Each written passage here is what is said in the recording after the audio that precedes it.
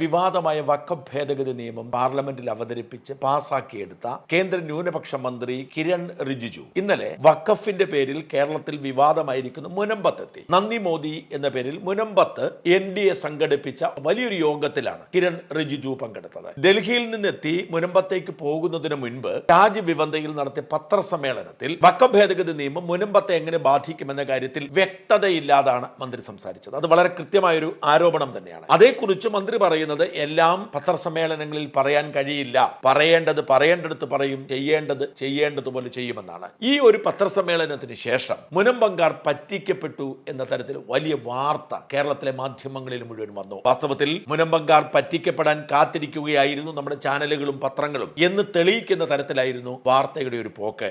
എന്താണ് യഥാർത്ഥത്തിൽ സംഭവിച്ചത്? മന്ത്രി പറഞ്ഞത് എന്താണ്? നിയമം പാസാക്കി, അതുകൊണ്ട് നിങ്ങളെല്ലാവരും എണീറ്റ് പൊക്കോളൂ, നിങ്ങളുടെ ഭൂമി നിങ്ങളുടേതായിരിക്കുന്നു എന്ന് കേന്ദ്ര സർക്കാർ പ്രഖ്യാപിക്കാൻ കഴിയില്ല. മുനമ്പത്തെ ജനങ്ങളുടെ ഏറ്റവും പ്രധാനപ്പെട്ട പ്രശ്നം ഈ നിയമമായിരുന്നു. ഈ നിയമം അവിടെ ഇരിക്കുന്നിടത്തോളം കാലം വഖഫ് ട്രിബ്യൂണൽ ഒരു തീർപ്പ് കൽപ്പിച്ചാൽ അതിനെതിരെ അപ്പീൽ പോവാൻ ഓപ്ഷൻ ഇല്ല. വഖഫ് ട്രിബ്യൂണൽ പറയുന്നു മുനമ്പത്തെ പ്രശ്നം വഖഫിന്റേതാണ് എന്ന് പറഞ്ഞാൽ ഹൈക്കോടതിയിലോ സുപ്രീം കോടതിയിലോ പോവാൻ പറ്റില്ല. വഖഫ് ഭൂമി അല്ല എന്ന അവകാശവാദം തീരുമാനിക്കേണ്ടത് വഖഫ് ട്രിബ്യൂണലാണ്. വഖഫ് ബോർഡ് പറയുന്നു ഇത് വഖഫ് ഭൂമിയാണെന്ന്. വഖഫ് ബോർഡ് അപേക്ഷ കൊടുത്തിരിക്കുന്നു. വഖഫ് ട്രിബ്യൂണൽ പറഞ്ഞാൽ പിന്നെ വേറൊരു വഴിയുമില്ല എന്ന അവസ്ഥ. അത് മാറി. നിയമം പരിഷ്കാരം മാറ്റി വഖഫ് ട്രിബ്യൂണലിന്റെ വിധിക്കെതിരെ ഹൈക്കോടതിയിലും സുപ്രീം കോടതിയിലും അപ്പീൽ പോവാം. അതായത് എല്ലാ പൗരന്മാർക്കുമുള്ള അവകാശം വഖഫിന്റെ കാര്യത്തിലും തിരിച്ചു കിട്ടുന്നു. ഇതാണ് ഏറ്റവും പ്രധാനപ്പെട്ട മാറ്റം. ആ മാറ്റം നിലവിൽ വന്നിരിക്കുന്നു. അതുകൊണ്ട് നാളെ ഈ പുതിയ നിയമം വന്നിരിക്കുന്നു. അതുകൊണ്ട് മുനമ്പത്തെ ഭൂമിയെല്ലാം ഇനി നിങ്ങളുടേതാണ്, നിങ്ങൾ ധൈര്യമായി അത് വിറ്റോളൂ അല്ലെങ്കിൽ ലോൺ വെച്ചോളൂ എന്ന് പറഞ്ഞാൽ സാധ്യമല്ല. കാരണം ഈ മുനമ്പത്തെ ഭൂമി വഖഫിന്റേതാണ് എന്ന് ഔദ്യോഗികമായി രേഖപ്പെടുത്തിയിരിക്കുന്നു. ഔദ്യോഗികമായി വഖഫിന്റെ കയ്യിലിരിക്കുന്ന ഭൂമി മുനമ്പങ്കാരുടേതല്ല.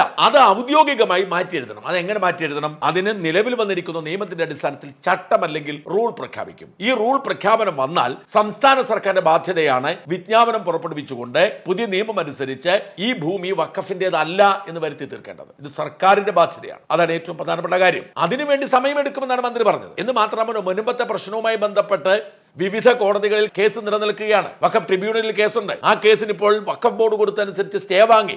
ഇനി അത് പുതിയ വഖഫ് ട്രിബ്യൂണൽ വരും. ഇത്തരം ഒരുപാട് സാഹചര്യങ്ങളുണ്ട്. കോടതിയിൽ നിൽക്കുന്ന ഒരു കേസ് ഇനി നിങ്ങൾ കേസൊന്നും പോവണ്ട, ഞങ്ങൾ ഇതാ നിങ്ങൾക്ക് തീരുമാനമെടുത്തിരിക്കുന്നു എന്ന് പറയാൻ പറ്റുമോ? പറ്റില്ല. കോടതി വിധി വരുമ്പോഴാണ് അതിന് അന്തിമ തീരുമാനം ഉണ്ടാവുന്നത്. അല്ലെങ്കിൽ കേസ് പിൻവലിക്കാൻ സർക്കാരിന് അധികാരമുണ്ടെങ്കിൽ പിൻവലിക്കാം. ഇവിടെ കേസ് നിലനിൽക്കുമ്പോൾ മന്ത്രിക്ക് പറയാൻ കഴിയില്ല നിങ്ങളുടെ പ്രശ്നം പരിഹരിക്കപ്പെട്ടു എന്ന്. നിയമപരമായി പരിഹരിക്കാൻ കഴിയുമെന്ന് മന്ത്രി പറഞ്ഞത് അതാണ്. കാരണം അത് നിയമത്തിന് മുമ്പിൽ എത്തിയിരിക്കുന്നു. നിയമപരമായി പരിഹാരം ഉണ്ടാക്കാൻ ഉതകുന്ന തരത്തിൽ പുതിയ നിയമം ഉണ്ടാക്കി കൊടുത്തിരിക്കുന്നു. അതാണ് മന്ത്രി ചെയ്തത്, അതാണ് സർക്കാർ ചെയ്തത്.